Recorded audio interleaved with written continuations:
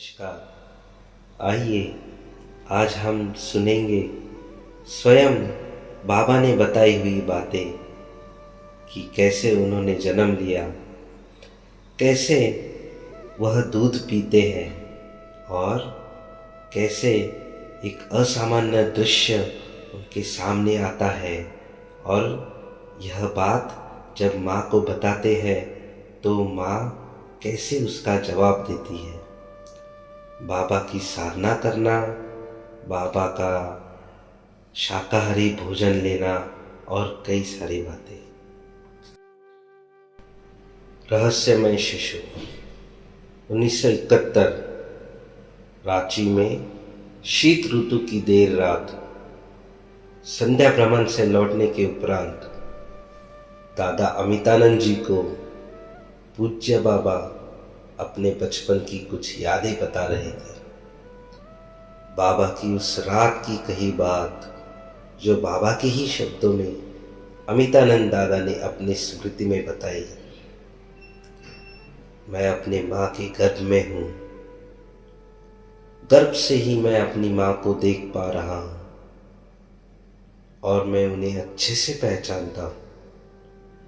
मैं अपने पिताजी, दीदी एवं और भी रिश्तेदारों को देख रहा हूँ और मैं इन सबों को कितने अच्छे से पहचानता हूँ। मुझे इन सबों के नाम भी पता है। मैं जन्म लेता हूँ। सामान्य रूप से जन्मोपरांत बच्चे रोते हैं, किंतु मैं नहीं। मैं मुस्कुरा रहा हूँ। मैं जन्म लेकर प्रसन्न हूँ। मैं अपने आसपास के सभी लोगों को उनका नाम लेकर पुकारना चाहता हूँ, क्योंकि मैं सबों को अच्छी तरह से पहचानता हूँ।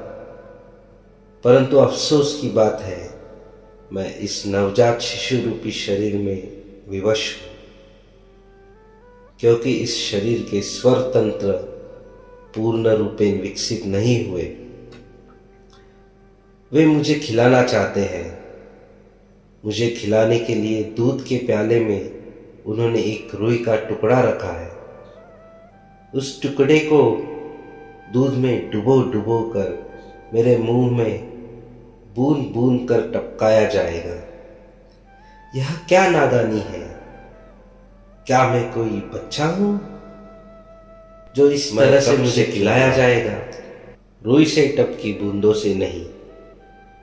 इसलिए विरोध स्वरूप मैंने प्याले को दोनों हाथों से पकड़ लिया। यह देख सभी अचंभित हो गए और मुझे महसूस हुआ मैंने इन लोगों को हैरानी में डाल दिया है। इसलिए वापस मैं एक नवजात शिशु की तरह व्यवहार करने लग गया। मैं माँ के बगल में सोया हूँ। आधी रात के वक्त नींद खुल जाती है और मैं एक असामान्य दृश्य देखता हूँ कि मेरा पूरा अस्तित्व, मेरी माँ, मेरा बिस्तर, कमरा, हर जगह एक अलौकिक आभा से भरा हुआ है। क्या ही मधुर प्रभा है। इसे देख मुझे बहुत ही आनंद महसूस हो रहा है। उस प्रकाश में मैं विलीन होता जा रहा हूँ।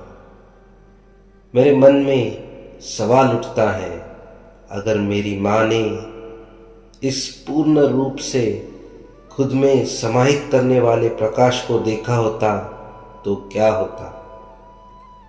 कई बार रात्रि में मैं नींद से उठता हूँ तो देखता हूँ कि हर प्रकार और आकार के जीव जंतु मेरे बाएं कान से बाहर निकल रहे हैं एवं नृत्य करते चल रहे हैं। मैं यह सब कौतूहल से देख रहा हूँ।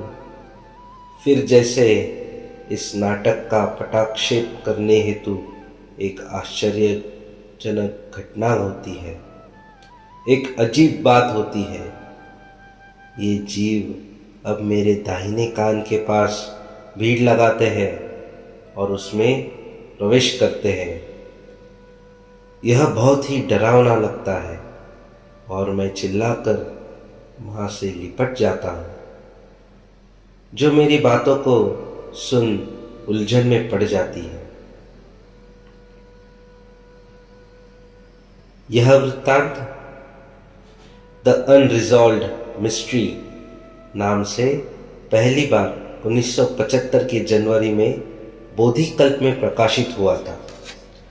बाबा जब 5 वर्ष की आयु के हुए तो उन्होंने प्रतिदिन प्रातःकालीन एवं संध्याकालीन साधना में बैठने का अभ्यास शुरू कर दिया, जो उन्होंने आजीवन निभाया।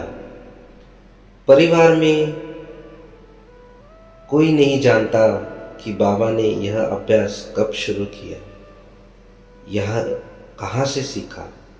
ना उन्होंने ही किसी को यह बात बताई, लेकिन तब तक परिवार वाले स्वतंत्र मानसिकता वाले बच्चों को इन मामलों में अकेला छोड़ देना है, यह बात समझ गए थे।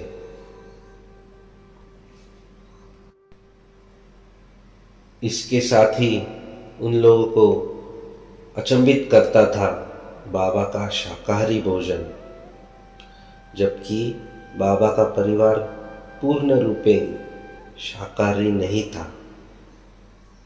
परमपिता बाबा